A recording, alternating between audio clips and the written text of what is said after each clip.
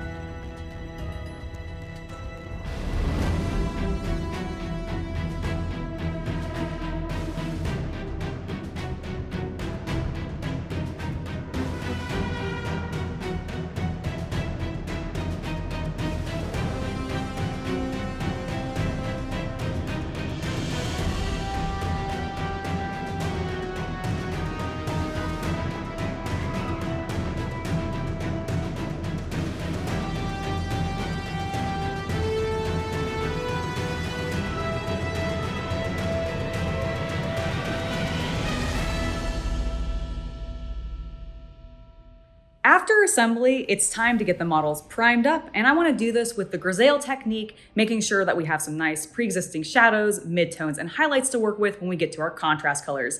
And to make this way more entertaining for myself, I decided to do it live on YouTube so that I could chat with everybody and talk about the game some more, because I'm not kidding, I have been very, very obsessed with this game. Now, the grisaille process is pretty straightforward. I primed the models first in a dark blue-gray, and then to complement that color tone, I came in with a light blue-gray for my midtones, and then finished it off with a highlight color using a bright white. Once we're done with that, we can get to painting. Hey guys, I just wanted to jump into the video to remind you to hit that subscribe button if you haven't already, especially if you're enjoying the content that you find here. And if you're into the spicier side of the hobby, well, my Only Fanatics VIP page is currently 50% off through the end of the month for new subscribers. So if you're interested in that kind of thing, use the link in the video description below, and I hope to see you there. Now let's go ahead and get back to the video. After looking at reference material of our Helldivers, I found that their armor is predominantly made up of a dark iron color tone, and for that I'm going to go ahead and use Lead Belcher.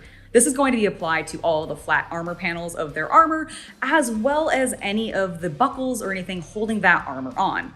This takes a little while, but nowhere near as long as the trim does later. We'll get to that in a bit.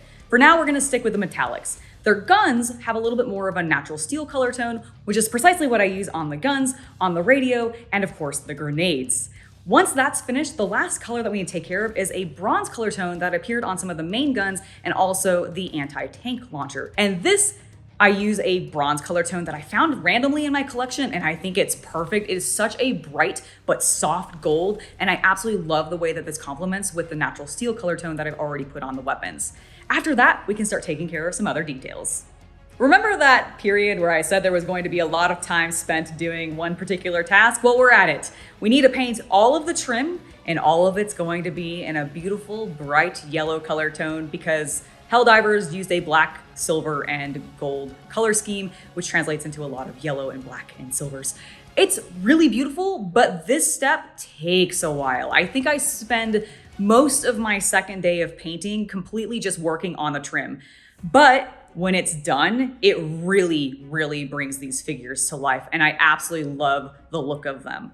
Now, the other thing that I want to take care of in this step is taking care of their visors, which is going to get a nice red metallic color tone just to make it pop and stand out a little bit more, especially against the black and yellows that we've already used. And then, of course, we need to do a Nuln Oil wash over all those metallics we just finished painting, which really ties everything together and unifies the entire piece. But there's still a couple of details we need to take care of on a few of the selective models, so let's do that next. Let's go ahead and finish up some of the details on our Helldivers. First, for the grips on their guns, we're going to paint these in a flat black. Then we're going to move on to the leather strap that is on our main character who's not wearing a helmet, and we're going to paint that in a nice brown leather color tone. Finally, when I was looking at my reference, I actually noticed that the skulls and emblems on their chest pieces are painted up in white rather than yellow like I originally thought, so we're going to follow suit and paint them using a little bit of white paint.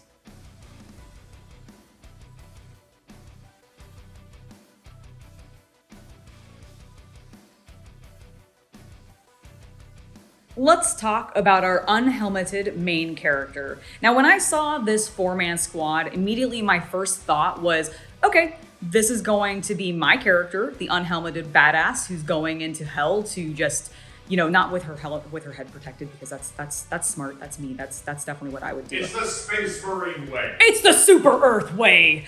And because of that, I wanted to make this character look like me, and I figured the rest of the team was all of my friends that I've been running the game with. Now, for this particular character, in order to make her look like me, there's two main things that we need to do. We need to make her pale, very, very pale, because I'm pale, and also give her purple hair. In order to do this, we're going to first paint on some light flesh tones, then we're going to give that a nice wash using Reikland Flesh Shade, and then we're going to take care of the eyes, because she's got some big anime eyes, and actually I'm hoping this makes it painting them a little bit easier. First, I need to dot them with some white paint using one of my smallest brushes, and then just like I did on the Dark Elves, I'm gonna come in with a Micron pen and dot the pupils. This works perfectly after a couple of tries, and then I'm satisfied with her face. The last thing that I need to take care of is giving her a head of purple hair. So I pull out some Luxian purple and apply this to her head, and also use a little bit of it to gently dab her eyebrows. Finally, we can work on the bases and get these models ready. My girls and boys are looking fantastic, and all that's left is to take care of their bases. Now I'm gonna keep this really simple because I haven't fully decided what alien landscape I actually want them to be on, and there's a couple of different ones that I really like from the game. So for now, we're just going to paint the bases up in a nice flat black tone, but for the guy that has the reinforcement key on his base, we're going to paint that up, of course, in more yellow. Finally, they are complete, and we can look at the full team.